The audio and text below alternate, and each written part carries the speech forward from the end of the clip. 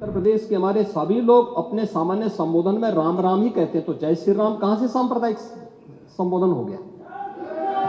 कहां से सांप्रदायिक संबोधन हो गया? हमारे यहां हम जगते हैं राम ही राम बोलते हैं, मिलते हैं राम राम का संबोधन होता है, और अंतिम यात्रा में विदा करते हैं तब भी राम नाम सत्य है ही बोलते हैं। राम के बगैर तो हमारा कोई काम ही नहीं है। वहां का पठान, वहां का शेख सब कह रहे साहब हमारे पूर्वज तो हिंदू थे और आप भी, आपके पूर्वज भी हिंदू थे। क्या ये सच नहीं है? 2007 से 2011 के बीच 616 ऐसे सांप्रदायिक घटनाएं हुई हैं जिनमें 121 लोगों की मौत हुई थी। महोदय, जो बात यहां पर माननीय सदस्य शेख इकबाल महबूब ने संबल के बारे में लिखा, माननीय सदस्य कुंवर रघुराज प्रताप सिंह जी ने यह बात बहुत स्पष्ट की कि हम तथ्यों को छुपा करके कब तक जनता को गुमराह करेंगे। हर व्यक्ति जानता है कि माननीय न्यायालय के आदेश पे सर्वे का कार्य हो रहा था और सर्वे हो रहा था। दूसरा, मैं आपसे पूछना चाहता हूं, आप पश्चिम में जाएंगे, पता नहीं आप कैसे हैं, आपके पूर्वज भी हो सकता है, और पश्चिम उत्तर प्रदेश के हमारे सभी लोग अपने सामान्य संबोधन में राम राम ही कहते हैं, तो जय श्री राम कहां से सांप्रदायिक संबोधन हो गया? कहां से सांप्रदायिक संबोधन हो गया? हमारे यहां हम जगते हैं राम ही राम बोलते हैं, मिलते हैं राम राम का संबोधन होता है, और अंतिम यात्रा में विदा करते हैं तब भी राम नाम सत्य है ही बोलते हैं। राम के बगैर तो हमारा कोई काम ही नहीं है। और अगर जय श्री राम किसी ने बोली दिया तो इसमें उत्तेजना का मतलब, ये नियत आप समझ सकते हैं उस नियत को। ये चढ़ाने वाला नहीं है, ये चढ़ाने वाला नहीं है,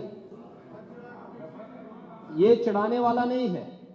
एक दूसरा, आपने कुंदरकी की जीत को वोट की लूट बताया। आप एक सदस्य का अपमान कर रहे हैं।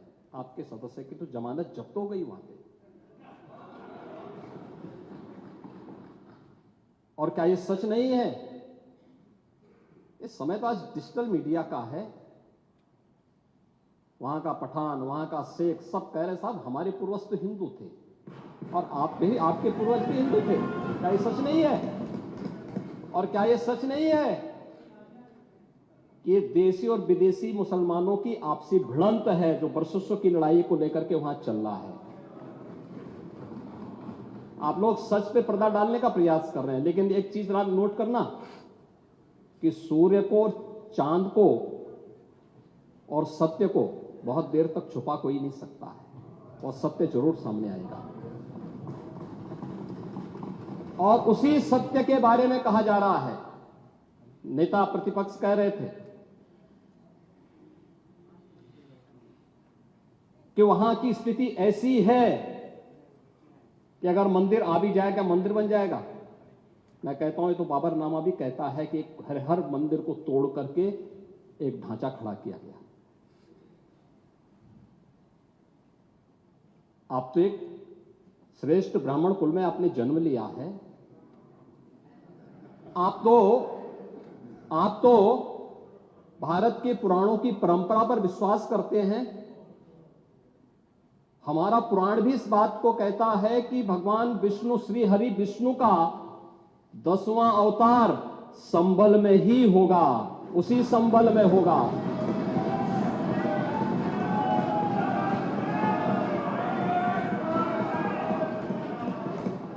और यह तो केवल सर्वे की बात थी।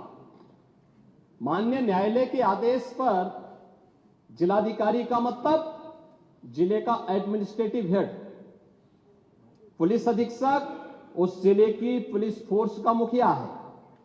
इनका दायित्व है कि शांतिपूर्ण तरीके से किसी सर्वे के कार्यक्रम को वहां पे संपन्न करना, माननीय न्यायालय के आदेश को अक्षरशः अनुपालन करना। और सर्वे 19 नवंबर को भी हुआ, 21 नवंबर को भी हुआ, 24 नवंबर को भी सर्वे का कार्य चल रहा था।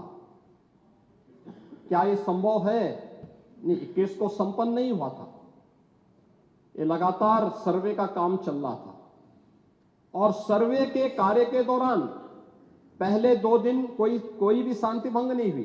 तीसरे दिन जब 23 नवंबर को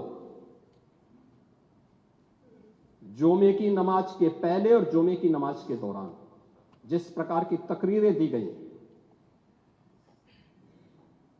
उन तकरीरों के बाद माहौल खराब हुआ और फिर उसके बाद जिस प्रकार की स्थितियां की गई थी वो सबके सामने थी।